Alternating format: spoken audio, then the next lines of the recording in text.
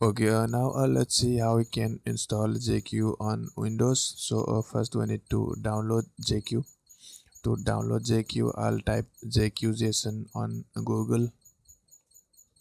I'll click on this GitHub link. Now from the drop down list, I will download the Windows executable for JQ.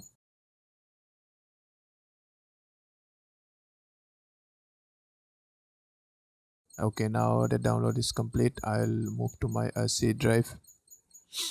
I'll create a new folder here. Give it any name you want. I'll name it JQ and drag the executable we just downloaded to this folder. I'll also rename the executable to jq.exe. Now we need to add this address or a location in our path variable so that we can access JQ from any directory in the command prompt. So let's copy this address. Now let's open up our system properties. Click on advanced environment variables. Now under system variables, locate the variable path. Click edit, add a semicolon and paste the address.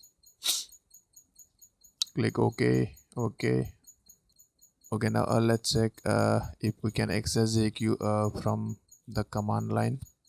So I'll copy a sample JSON link, open up command prompt. I'll type curl, paste the link we just copied, the pipe symbol, JQ, and hit enter.